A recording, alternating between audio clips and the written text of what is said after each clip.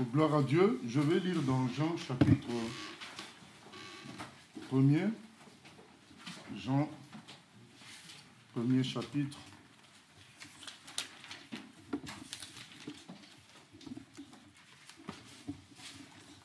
À partir du verset 44. Jean 1, 44. Philippe était de Bethsaïda, de la ville d'André et de Pierre. Philippe rencontra Nathanaël et lui dit, « Nous avons trouvé celui de qui Moïse a écrit dans la loi et dont les prophètes ont parlé, Jésus de Nazareth, fils de Joseph. » Nathanaël lui dit, « Peut-il venir de Nazareth quelque chose de bon ?» Philippe lui répondit, « Viens et vois. » Jésus, voyant venir à lui Nathanaël, dit de lui, « Voici vraiment un Israélite, dans lequel il n'y a point de fraude. »« D'où me connais-tu » lui dit Nathanaël. Jésus lui répondit, « Avant que Philippe t'appelât, quand tu étais sous le figuier, je t'ai vu. » Nathanaël répondit et lui dit, « Maître, tu es le Fils de Dieu, tu es le roi d'Israël. » Jésus lui répondit, « Parce que je t'ai dit que je t'ai vu sous le figuier, tu crois, tu verras de plus grandes choses que celles-ci. » Et il lui dit, « En vérité, vous verrez désormais le ciel ouvert et les anges de Dieu monter et descendre sur le Fils de l'homme. » Amen. Voilà, je pourrais intituler cette prédication « Viens et vois ». Philippe avait rencontré Jésus et était convaincu que c'était lui le Messie, la solution de Dieu pour l'humanité qui croupit dans le péché, qui souffre des conséquences du mal, qui souffre de la mort. C'était Jésus et Philippe l'a rencontré. Et c'est normal que quand lui voit Nathanaël, il dit à Nathanaël, on l'a trouvé. Tout ce qu'on attendait depuis longtemps, celui qu'on attendait depuis longtemps, il est là, le Fils de Dieu. Jésus de Nazareth, fils de Joseph. Nathanaël dit, mais de Nazareth? De Nazareth, il ne peut pas venir un vrai prophète. Parce que vous savez que Israël, c'était 3 régions. La Galilée, la Samarie et la Judée. Dans la Judée, donc au sud, il y avait Jérusalem. Galilée et Samarie avaient subi des mélanges de population lors des précédentes déportations. C'est-à-dire que les rois qui avaient vaincu Israël avaient pris la population d'Israël, avaient amené ailleurs et avaient pris des populations d'autres pays qu'ils avaient vaincus pour les ramener en Israël, notamment en Samarie et Galilée. Donc, Galilée, c'était la région la plus mélangée. Samarie, c'était un vieux mélange. Voilà. C'était différent, mais ce n'était pas un mélange récent. C'était quand même un vieux mélange avec plus ou moins de vrais juifs, mais qui, à force d'avoir traîné dans un mélange pas très fort, mais quand même, ont fini par construire leur doctrine de mongarisme, tout ça. Voilà, c'est un vieux mélange. Et il y avait un mélange beaucoup plus récent et beaucoup plus fort qui était en Galilée. Il y avait des juifs, mais c'était tellement mélangé que dans la logique des juifs, la sainteté ne pouvait venir que de la Judée où il y avait une certaine cohésion juive. Donc les juifs étaient pratiquement tous restés en Judée, notamment dans la région de Jérusalem. C'est pourquoi quand on dit que on a trouvé le Messie, c'est Jésus de Nazareth, Nathanaël dit, mais non, là-bas c'est la région mélangée. Maintenant, les vraies choses viennent de la Judée et de Jérusalem en particulier. Mais Philippe a dit, je ne veux pas trop parler, viens quand même le voir, toi-même tu vas voir, tu vas réaliser, toi-même tu vas juger, viens voir. Et quand Nathanaël arrive face à Jésus, Jésus dit, mais Nathanaël, il appelle, il dit, mais voilà un juif en qui il n'y a point de fraude. Vous savez, quand on est aussi vrai, on sait qu'on est vrai. Quand même, on ne peut pas dire qu'on est vrai, on pense qu'on est faux. Ça, c'est pas normal. Donc, Nathanaël savait qu'il était un vrai. Et que Jésus sonde ainsi son cœur, l'a dépassé. Il dit, mais comment il peut lire ce que je suis? Il dit, mais tu me connais comment? Peut-être qu'on lui a raconté, peut-être qu'on a parlé de lui. Jésus frappe encore fort. Il dit, mais quand tu étais sous les figuiers, donc là où on l'appelait, là où il était loin, en dehors de la vue de Jésus, Jésus dit, je t'avais vu. Alors là, ça a davantage dépassé Nathanaël. Comment il peut voir à une si longue distance? Il ne peut être que le Fils de Dieu, le roi d'Israël. Et Nathanaël proclame ça, sans frein. Bien sûr, il y a la complicité du Saint-Esprit dans l'affaire pour pousser à une telle proclamation. Hein. Et ils disent, tu es le roi d'Israël, le Fils de Dieu. Jésus dit, mais ça, c'est rien du tout. Vous allez voir des plus grandes choses. Effectivement, ils ont vu de plus grandes choses à partir de la Pentecôte et qu'on sort même du temps où Jésus était avec eux. Après cet épisode-là, ils ont vu de plus grandes choses. Ils ont vu Lazare ressusciter. Ils ont vu des aveugles voir. Voilà. Et ils ont réalisé vraiment qu'il était le Messie, que le ciel était ouvert au-dessus de lui. Voilà. Là où Jésus était, c'est comme s'il y avait une ouverture au-dessus de lui du ciel qui faisait des navettes d'anges. Il a dit, maintenant vous allez voir le Fils de l'homme, des navettes se faire autour de lui. Donc les bénédictions que nous recevons, guérison, miracle ici, c'est des choses qui viennent du ciel. Et il faut une porte. Et la porte, c'était Jésus. Tant qu'il était là, il dit, mais tu vas voir. Maintenant, vous allez voir ce qui va se passer. Le ciel sera ouvert au-dessus de moi et les choses passeront de la terre au ciel. Alors, quel est l'enseignement qui est là? C'est que Dieu nous appelle, le Seigneur nous appelle à dire aux gens de venir à lui, tout simplement. Pas de venir à une église, mais de rencontrer Jésus, de présenter Jésus. Et si quelqu'un doute, de lui dire, mais lis à propos de lui, prends l'évangile, lis, il va se présenter. Qu'on n'ait pas ce frein qui est dû au fait que tellement de gens rejettent la parole que nous avons été influencés à ne plus présenter la parole, à rester silencieux, à ne plus être à l'écoute du Saint-Esprit pour dire aux gens, venez à Christ, pour dire aux chrétiens qui bricolent, parce qu'il y a des chrétiens qui bricolent, pour leur dire, stop, parle à Jésus clairement, présente-lui ta vie, pas seulement ton problème, ta vie. Dis à Jésus, Jésus, je te confie ma vie et tu verras. Ayons le courage de rajouter et tu verras. C'est important, bien-aimé. Quand on est sûr, on a le courage de dire ça. Viens et vois.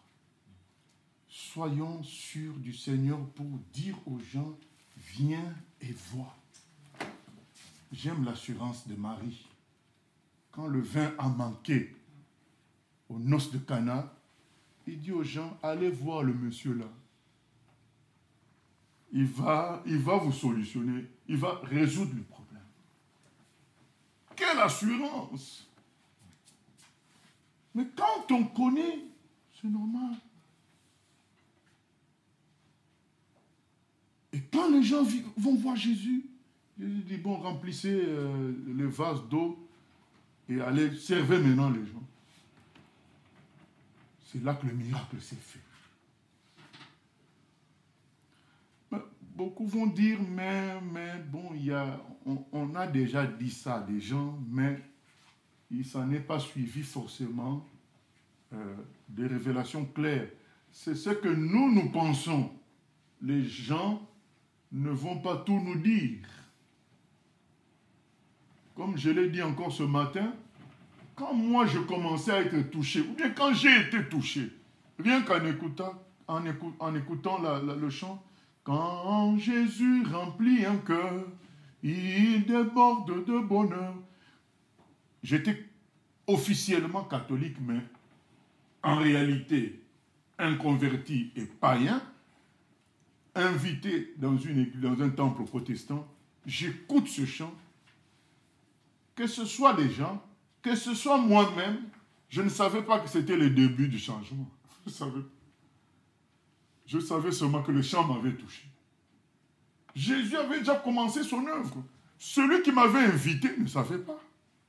Les gens ont été surpris de voir, tiens, ce monsieur-là commence à changer. Qu'est-ce qui s'est passé? Mais il y a des choses qui se sont faites. Parce qu'il y a quelqu'un qui a dit, viens toi-même assister à la réunion. Nous, on va à la rencontre de Jésus. Viens. Ayons le courage de dire à qui que ce soit, présente-toi à Jésus. Parle avec lui. Lis les évangiles. Lis la Bible. Ah oui, mais on l'a fait. Et puis bon, ça n'a pas toujours donné. Non, c'est pas... tu ne dois pas chercher à tout contrôler. Est-ce que toi, tu es sûr de ce en quoi tu crois? Voilà, c'est ça la question. Est-ce que tu es sûr que tu as fait le bon choix? Est-ce que tu es sûr de ce que Philippe dit? J'ai trouvé le Messie, le Fils de Dieu, Jésus de Nazareth. Est-ce que tu es sûr de ça? Si tu es sûr de ça, pourquoi cacher? Pourquoi garder? Vous savez, beaucoup de fois, Jésus n'a pas agi. Pourquoi? Parce que Jésus ne veut pas de propagande. La propagande, c'est quoi? C'est vanter quelque chose qui soit bon ou mauvais. C'est ça la propagande. Donc, quand on dit propagande, c'est dans les pays dictatoriaux, c'est souvent qu'on voit la propagande. Il y a tout un ministère qui a comme travail de dire les prouesses du dictateur. C'est le ministère de la propagande.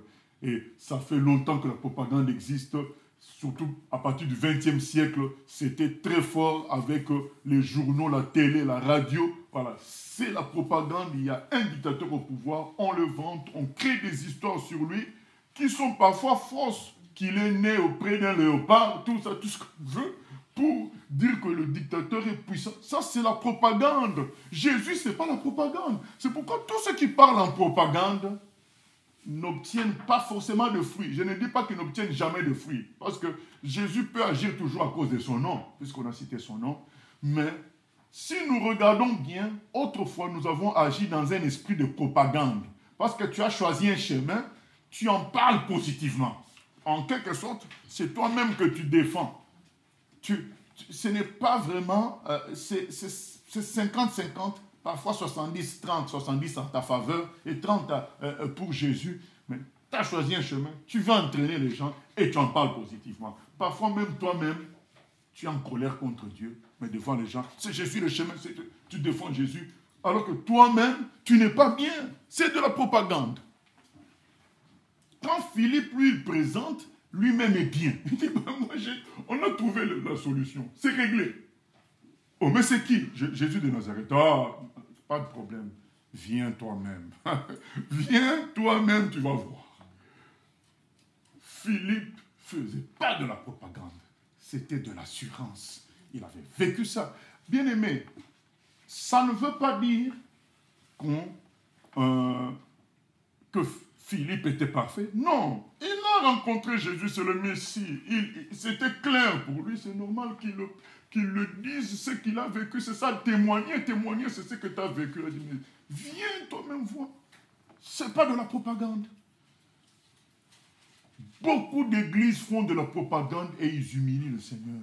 Parce que le Seigneur a honte de cela et les païens sentent l'odeur de la pub. Ce n'est pas de l'évangélisation, c'est la pub.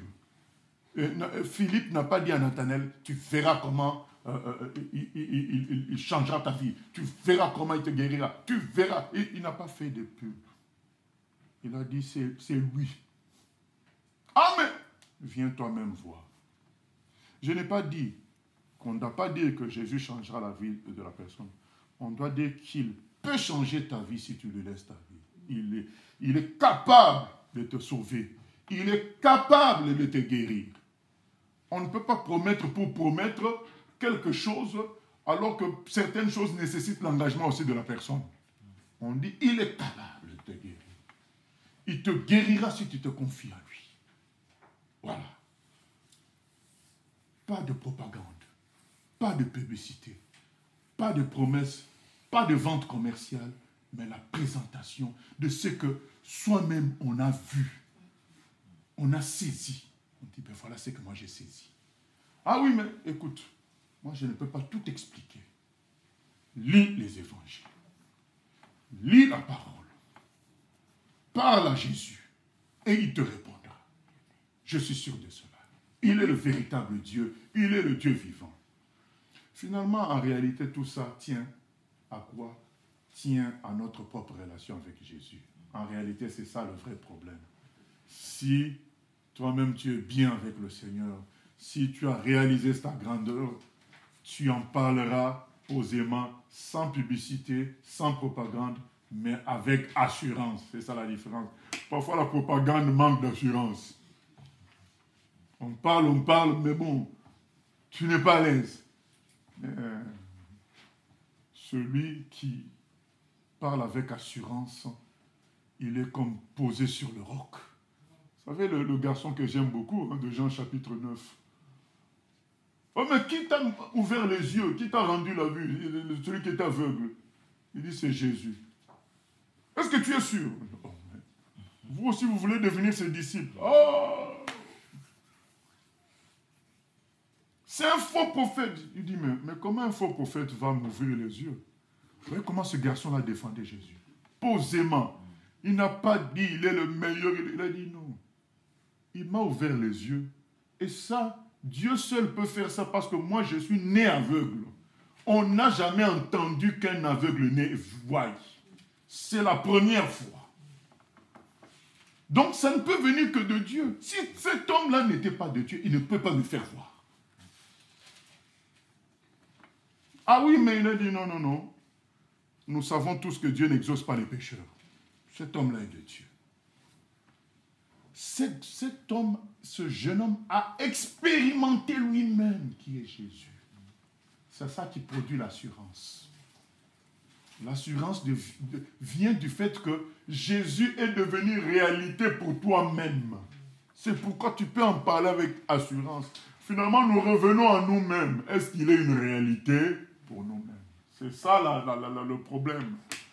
Tout est là, tout vient de là. C'est pourquoi Jésus dit une chose dans Jean 8, 32. Vous connaîtrez la vérité et la vérité vous rendra libre. C'est-à-dire que si toi, pour toi-même, c'est clair, ça te libère pour dire à quelqu'un d'autre, c'est clair.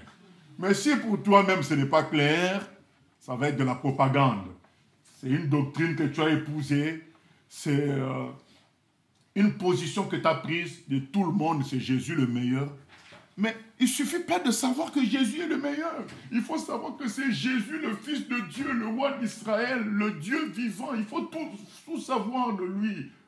Il faut savoir tout. Et ce tout-là, ce n'est pas compliqué à savoir. Il est le Fils de Dieu, la porte du ciel.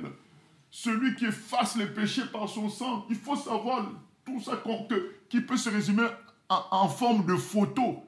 Que même un villageois qui n'a jamais écrit ni lu quelque chose peut mémoriser, il peut savoir que nos péchés, parce que tout le monde a des péchés, donc nos péchés ont été effacés à la croix, il peut savoir que Jésus est ressuscité le troisième jour, il donne une vie nouvelle, il guérit, il est la porte du ciel. Lui-même il dit, mais attendez, vous allez voir le ciel ouvert sur moi là.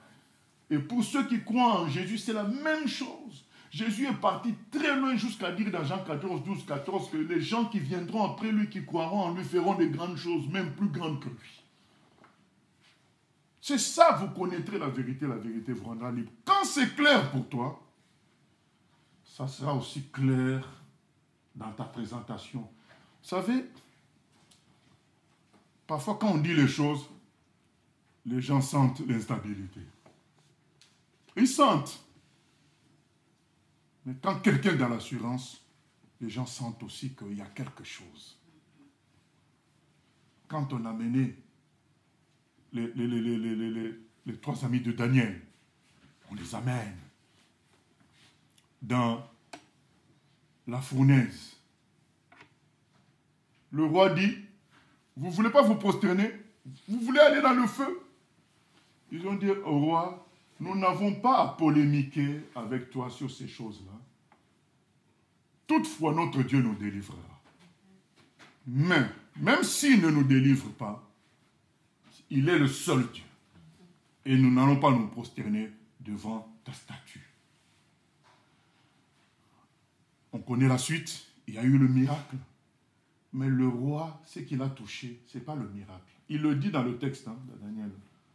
Il dit, ces gens-là ont préféré aller brûler plutôt que renier leur Dieu parce qu'ils étaient sûrs que c'était lui le véritable Dieu.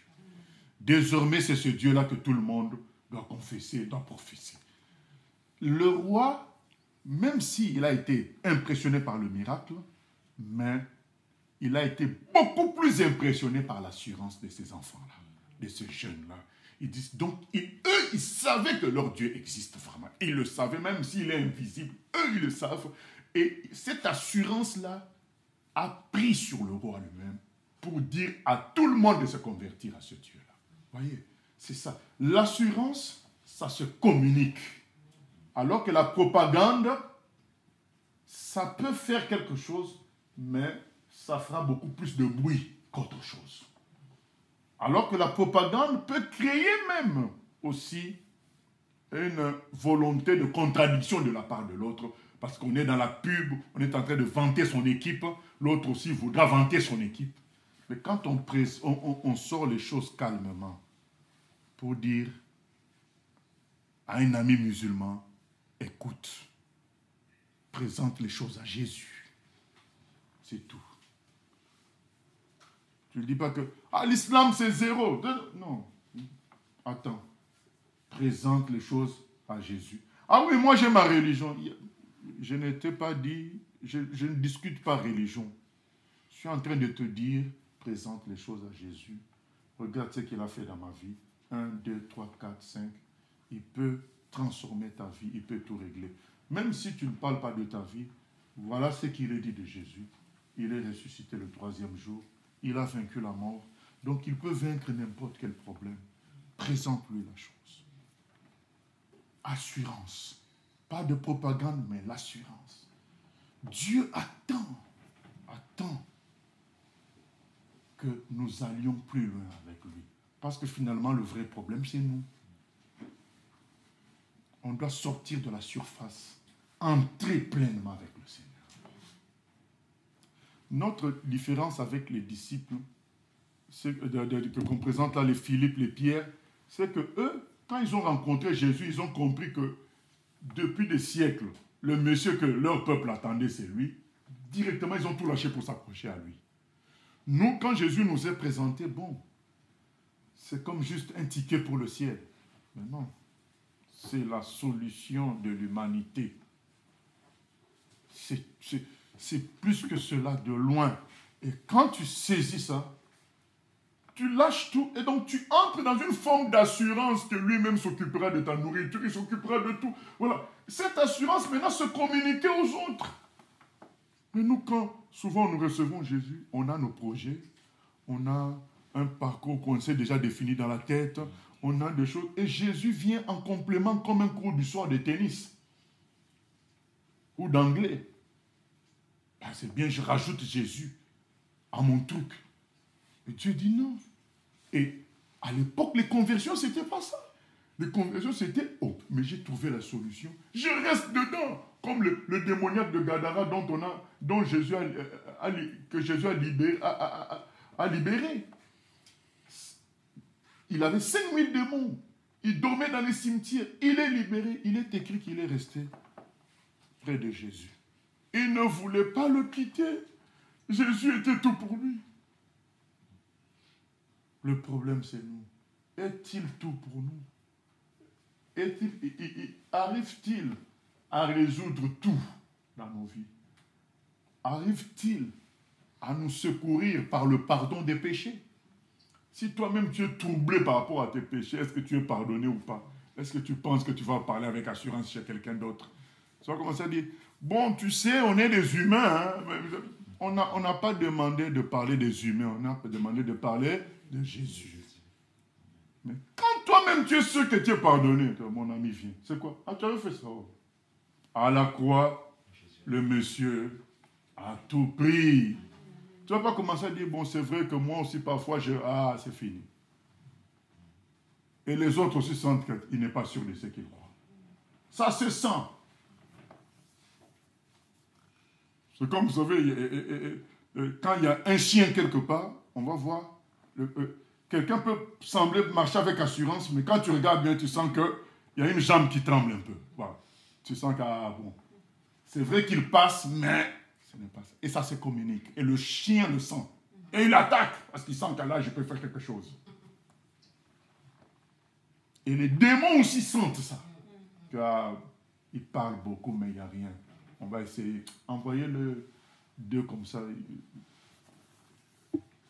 Et il t'attaque. Mais quand tu sais, comme Paul dit, je sais en qui j'ai cru. Ça change tout.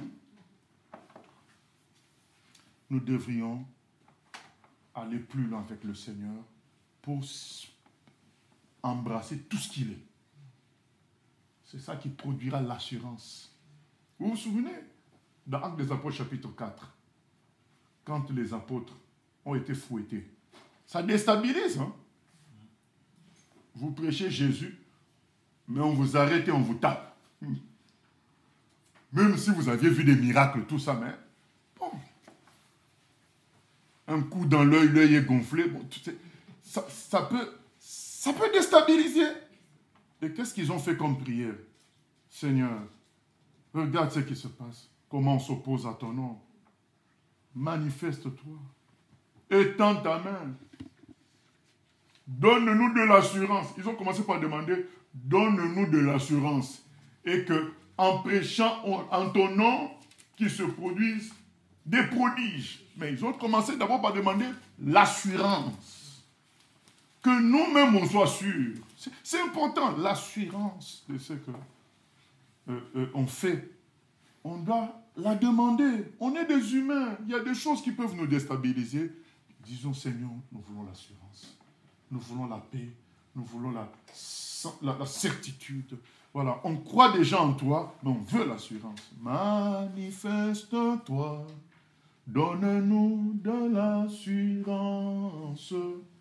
Révèle-toi. C'est ça qui était leur prière. Remplis-nous de ta présence. Étends ta main qui se produise des prodiges par le nom de ton saint serviteur Jésus. Voilà ce qu'a été la prière. Quand ils ont fini la prière, les murs ont tremblé.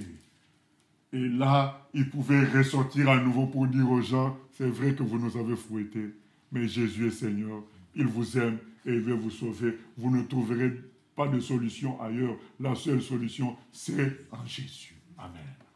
C'est cette assurance-là qui manque. Bien-aimé, je suis contre la pub et la propagande. Dieu veut qu'on annonce avec assurance. Pas pour augmenter le nombre, mais parce qu'on a trouvé la solution. Il faut qu'on partage ça. Il faut qu'on partage à tous les hommes. Il faut qu'on partage ça même à d'autres chrétiens. Sans volonté d'entraîner les gens pour entraîner. Non. On veut communiquer le Messie, que les gens aussi saisissent le Messie. Il faut cette assurance-là. Comme une ex-musulmane qui s'appelait Fatima de de Singapour. Arrivé à 30 ans environ, on lui trouve 3 cancers dans le corps, dans le sang, dans les os, et un autre, j'ai oublié c'était lequel. Et on lui dit qu'il ne lui reste que 6 mois. Alors, elle s'est souvenue d'une chrétienne qu'elle n'avait pas vue. Cela faisait 2 ans. Elles étaient les 2 professeurs dans une même école. Et cette chrétienne disait toujours, « Oh, Jésus, c'est le véritable Dieu, c'est le Sauveur, il peut tout régler, Jésus, Jésus. » Et cette musulmane n'avait jamais eu n'avait jamais pu surmonter cette chrétienne-là. Elle était dans une assurance en Jésus qui étouffait tous les discours de la musulmane. Vous savez, l'assurance, ce n'est pas trop de discours. C'est juste l'assurance. Comme le jeune homme de Jean 9, celui qui était aveugle et qui a vu grâce au Seigneur. Il ne connaissait pas comme les pharisiens, mais il était dans l'assurance. C'est lui, le véritable. C'est Jésus le véritable. Et elle s'est souvenue, elle a dit, mais elle était tellement sûre de Jésus, peut-être qu'il peut réellement faire quelque chose pour moi. Je vais essayer de l'appeler. Et quand elle essaye de l'appeler, son petit frère vient lui donner le téléphone. Il y a quelqu'un qui t'appelle là, quelqu'un qui veut te parler. Et quand elle prend le téléphone, c'est la chrétienne. Là déjà, elle est déstabilisée. Mais comment c'est possible? Je veux l'appeler, elle, c'est elle qui appelle. Ça faisait 2 ans qu'elle ne s'était pas vue. Dis, mais justement, je cherche à te joindre. Est-ce que je peux venir te voir? Il n'y a pas de problème, elle lui donne rendez-vous. Quand elle arrive, est-ce que tu veux du thé? Mais attends, moi, les histoires de thé, là, moi, je veux mourir bientôt. Oui, mais quel thé tu veux? Moi, j'ai des problèmes de vie ou de mort. Toi, tu me parles du thé. Oui, il n'y a pas de problème. Tu vas me raconter, mais elle lui sert le thé. Voilà, elle lui raconte. Il me reste quelques mois à vivre. Est-ce que ton Jésus peut faire quelque chose pour moi? La chrétienne dit, mais bien sûr. On va prier. Seigneur, merci d'avoir ramené ta fille à la maison. Accomplis ta volonté dans sa vie et guéris-la. Merci Jésus. Amen. Quand elle finit, la musulmane dit, mais ça c'est quoi ça? Une prière de 2 minutes? Quel poids ça va avoir ça? Et puis la chrétienne lui dit, bon c'est bon, on a prié, fais confiance en Dieu, puis on se rappelle. Il dit, mais c'est ça? Moi je vais mourir, toi tu fais une prière de 2 minutes? Il dit, mais Jésus est vivant, oui mais... Et quand elle repart à un rendez-vous à l'hôpital, on lui refait encore des examens et on la garde. On dit, mais vous pouvez attendre encore madame? On lui refait d'autres. On revient encore, on lui dit, est-ce que vous pouvez attendre encore un peu? On lui refait. Donc, du coup, ça lui prend presque toute la journée. Je dis, mais pourquoi on me fait tant d'examens? Vers, je crois, 16 heures peut-être, le médecin responsable vient la voir. Est-ce que vous avez pris des médicaments? Elle dit non. Est-ce que vous avez consulté quelqu'un qui a des pouvoirs, tout ça? Elle dit, mais non. Mais regardez, voilà vos radios avant, et voici vos radios maintenant. Elle regarde, elle voit que les radios de maintenant sont comme si elle n'a jamais eu de maladie. Tous ses os sont devenus neufs. Et le médecin dit, mais nous ne comprenons pas comment vous êtes guéri. C'est là qu'elle se souvient, mais elle avait prié pour moi. Jésus est vivant, il est réel. Elle a crié, mais il m'a guéri. Elle est partie prendre le téléphone. Et la suite est merveilleuse puisqu'elle est devenue servante de l'Éternel après plusieurs tribulations, mais elle était elle-même dans l'assurance. L'assurance produit l'assurance et le salut. Vraiment, mon exhortation, c'est allons plus profond avec le Seigneur pour tirer l'assurance qu'il faut pour le servir et sauver les âmes. Au nom de Jésus. Amen. Père éternel, nous prions que tu nous donnes de l'assurance. Donne-nous de l'assurance. Amène-nous, Seigneur Jésus, à connaître la vérité totale. Pas beaucoup de connaissances pour la tête, trop de connaissances pour la tête, mais la connaissance de toi, Jésus, parce que c'est toi la vérité.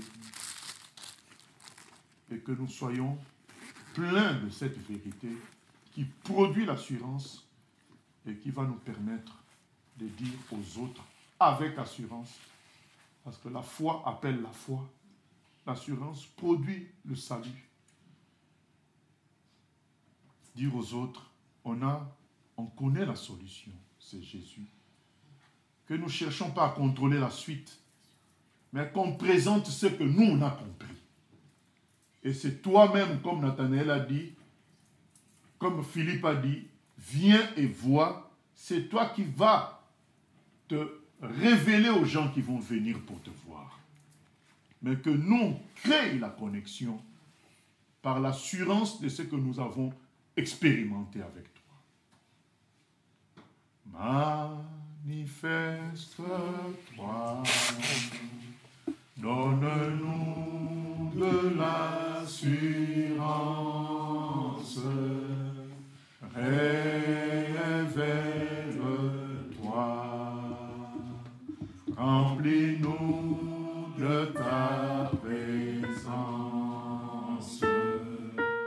et dans ta main, qu'il se produise des prodiges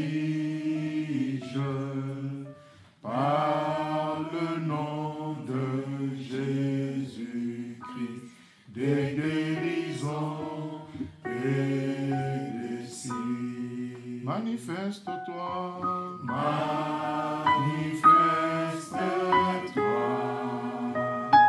Donne-nous de l'assurance, révèle-toi, remplis-nous de ta présence, et dans ta main, qu'il se produise des prodiges par le nom de Jésus-Christ, des guérisons et des signes. Oui, Seigneur, remplis-nous de ton esprit, remplis-nous de toi, remplis-nous de vérité, remplis-nous de gloire, que nous réalisions à qui nous avons affaire. Vraiment, nous le savons, mais que nous le sachions davantage et que cela produise en nous la liberté, la joie, la paix, l'assurance de raconter à l'humanité entière qui tu es, Seigneur. À nos enfants, à nos familles, Seigneur, à nos collègues au travail, leur dire que nous avions trouvé la solution de Dieu pour l'humanité. Jésus, le Fils de Dieu. À toi la gloire, Papa, pour ce cadeau merveilleux qu'est Jésus, ton Fils, pour nous. Merci pour ton esprit qui nous fait réaliser ces choses. Amen.